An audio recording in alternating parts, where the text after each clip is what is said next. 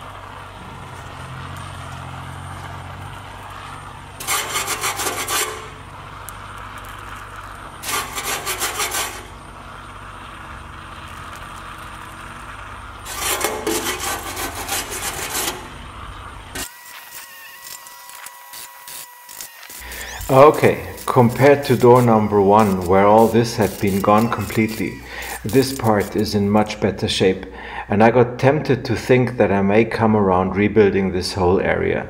The impetus was given by this hard sorted corner. You know, this is the 4th door that I'm restoring. All of them had the door skins hard soldered to the door frame at the 2 lower corners, and none of them had any rust at the parts where the steel was covered by the silver solder. It has proven to be an effective rust protection, and so I thought, why not just fill the holes with it and see whether this will be any good.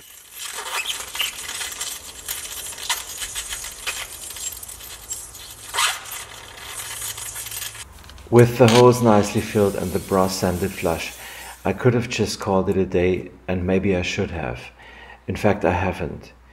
You know, with some growing experience in sheet metal work, you start developing a sixth sense about work that will endure and work that will have a short life. In this case, the pendulum swung in the wrong direction, and in front of my inner eyes, I saw myself ripping out that door again in 3 years from now.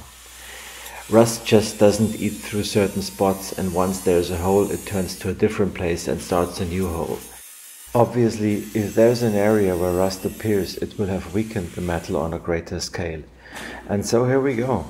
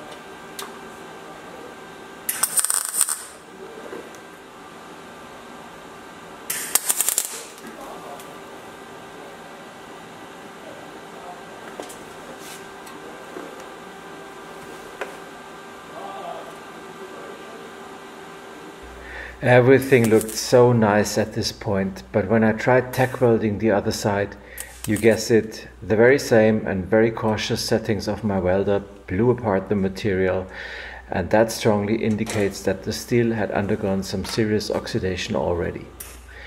Well, at least it somehow confirmed my doubts that soldering the holes would be enough to repair this section.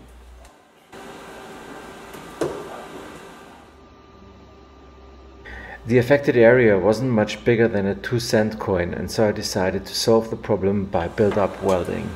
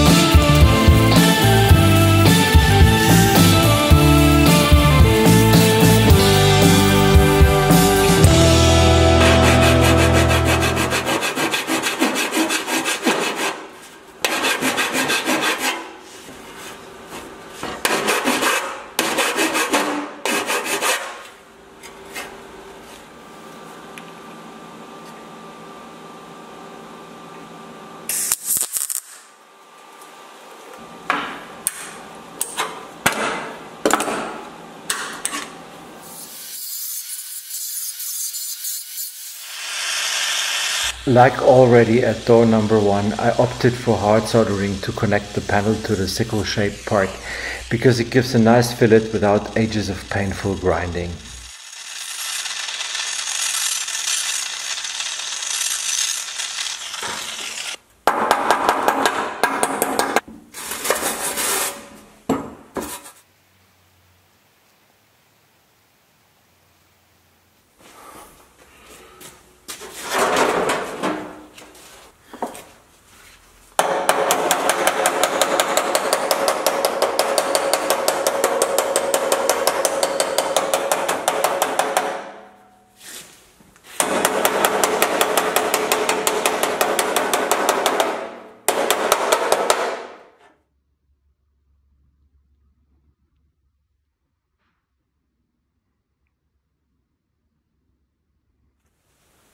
Sanding down the welding beads in a way that they are completely flush with the panels. No doubt it looks great and very impressive. The point is, it happens very easily that the panels are grinded down to a minimum thickness or even grinded through, and so, as you noticed, I left some of it standing. However, I don't want to create water traps that promote corrosion, and so I decided to fill the joints. The product I used is a 2-component body filler developed as a replacement of tin solder. It's meant exactly for this purpose, and unlike polyester filler, it's not hygroscopic and it doesn't shrink. The disadvantage, it's hilariously expensive.